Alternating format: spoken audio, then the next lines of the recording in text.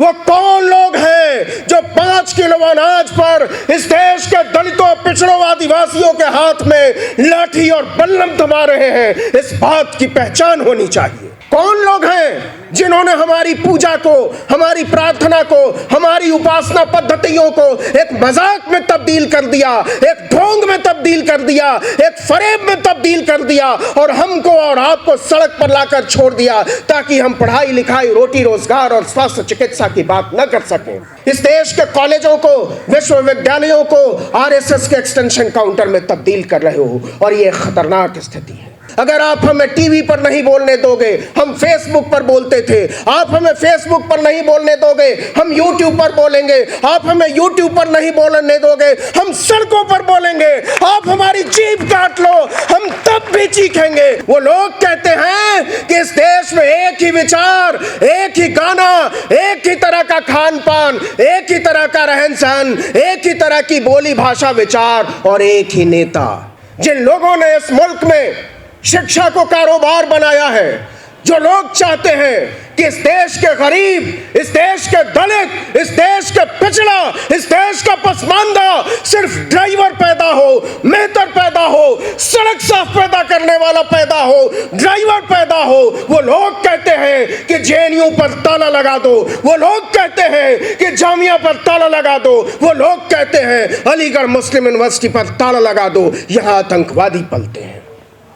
नहीं साहब, आप आतंकवाद के नाम पर जो झूठ फैला रहे हो, आप देशद्रोह के नाम पर जो झूठ फैला रहे हो, जो फरेब फैला रहे हो, उसका सच हम जानते हैं। आप डरते हैं और डरते हैं इस बात से कि इस देश का दलित, इस देश का पिछड़ा, इस देश का आदिवासी, इस देश का मजदूर, इस देश का पसमानदा, इस देश की औरतें जब पढ़ लिख जाएंगी तो आपके बराबरी की कुर्सी पर बैठकर आपसे बराबरी की बात करने लगेंगी। और आप हरगिज नहीं चाहते हैं कि इस देश में बराबरी हो। आप असमानता की एक व्यवस्था को बनाए रखना चाहते हो, आप गुलामी की व्यवस्था को बनाए रखना चाहते हो, आप बनाए रखना चाहते हो एक भ्रष्ट शासन तंत्र को, जिसके शीश पर बैठकर आप हमारी तरह के लोगों पर राज कर सकें और हमारी तरह के लोगों को सोच से गुलाम बना सकें। विश्वविद्यालयों पर ताला इसलिए नहीं लगाना है कि वहां देशद्रोही रहने लगे हैं। विश्वविद्यालयों पर ताला इसलिए भी नहीं लगाना है कि हमारे पढ़ लिख जाने से उनको व्यवस्था में, उनकी सोच समझ में कोई ऐसी उथल पुथल हो जाएगी जिससे उनको दिक्कत हो जाएगी। वो इसलिए विश्वविद्यालयों पर ताला लगाना चाहते हैं कि हम एक गुलामी की व्यवस्था से बाहर निकल आएंगे। और आप चाहते हो कि आपकी ये व्यवस्था बनी रहे। और उनकी व्यवस्था क्या है? सोचा है आपने? देखा है आपने? समझा है आपने?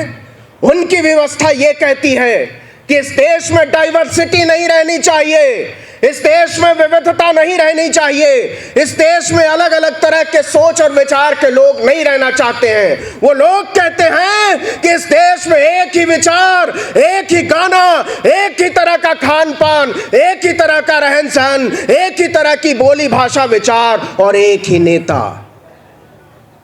इसलिए आपको विश्वविद्यालयों से डर लगता है, इसलिए आपको छात्रों से डर लगता है, इसलिए आपको नौजवानों से डर लगता है।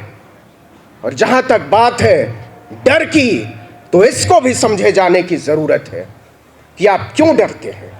आप इसलिए डरते हैं कि हमारी तरह के लोग, आपकी तरह के लोग, इस सड़क के बाहर बैठे हुए, फुटपाथ पर जो लोग बैठे हैं, उनकी तरह के लोग पढ़ाई लिखाई करने की मांग न शुरू कर दें।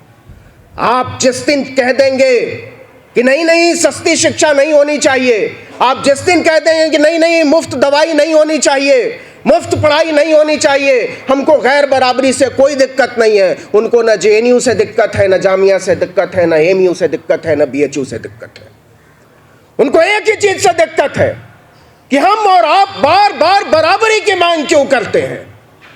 आप चाय वाला बोलकर इस देश के हर नौजवान को फुटपाथ पर बैठा देना चाहते हैं, लेकिन यह बात साफ होनी चाहिए और बहुत तरीके से साफ होनी चाहिए कि हमारी और आपकी तरह के लोग जब सस्ती पढ़ाई की बात करते हैं, जब मुफ्त दवाई की बात करते हैं, जब इस देश के एकेडमिक इंस्टीट्यूशंस की बात करते हैं, तो वो कौन लोग हैं जो हमसे और आपसे गद्दारी करते हैं?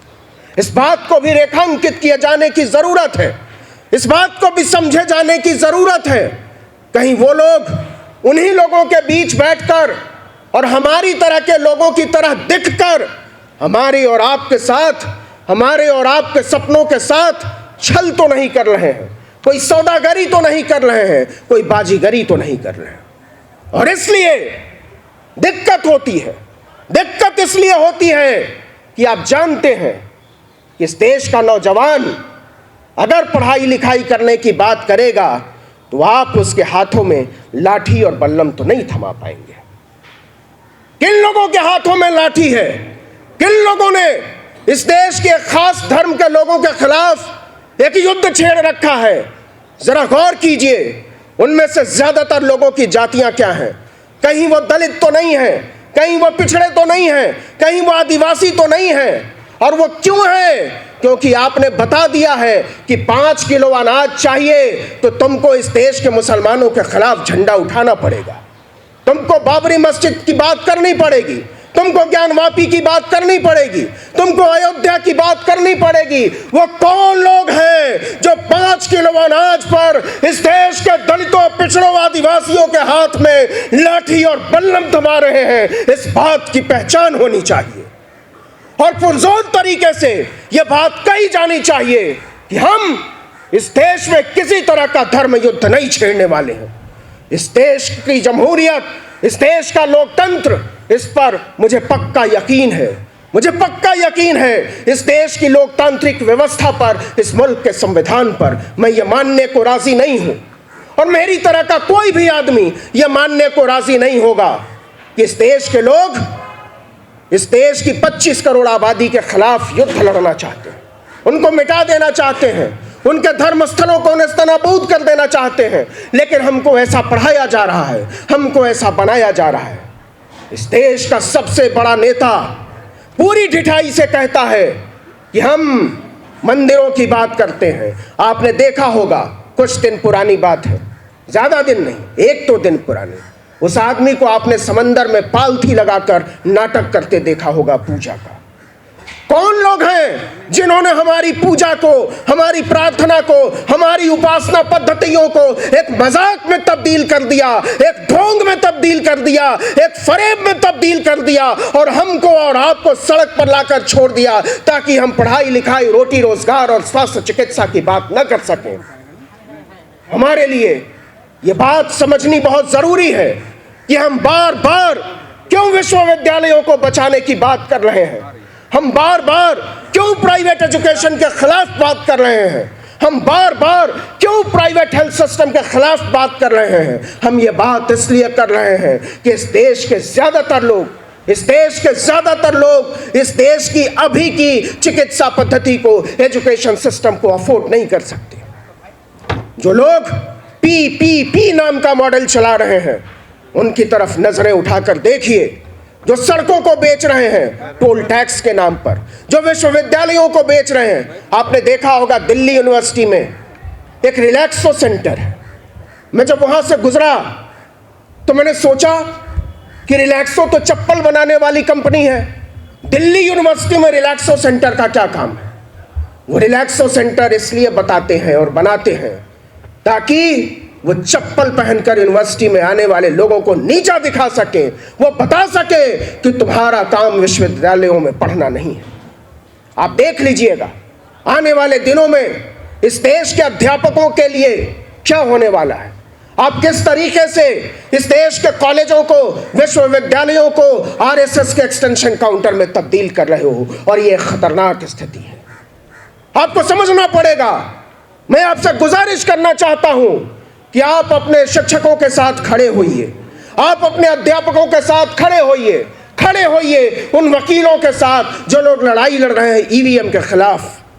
ये सारी लड़ाइयां एक दूसरे से मिली जुली हैं, ये सारी लड़ाइयां एक दूसरे से जुड़ी हुई हैं और ये सारी लड़ाइयां एक दूसरे से जुड़ी हुई हैं। इसलिए जरूरी है कि हर तबके के लोग एक साथ हैं, वकील साथ आए, अध्यापक साथ आए, छात्र साथ आए, मजदूर साथ आए, नौजवान साथ आए, किसान साथ आए, महिलाएं साथ आए, और तब जाकर इस मुल्क में बदलाव की एक मुकम्मल लड़ाई लड़ी जा सकती है।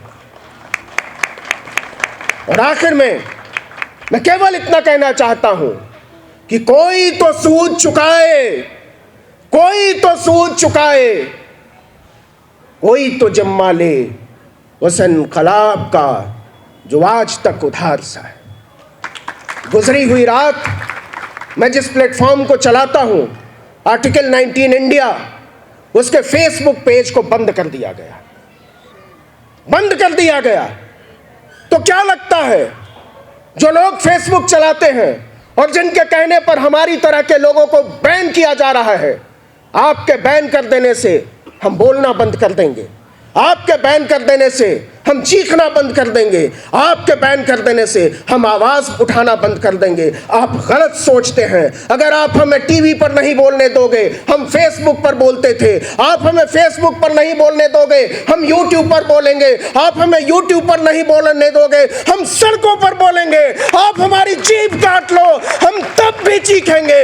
आपको हमारी आवाज सुननी पड़ेगी, और तब तक सुननी पड़ेगी जब तक आप अपनी व्यवस्था को बदलने पर मजबूर नहीं हो जाते। इनकलाब जिंदाबाद, लोकतंत्र जिंदाबाद।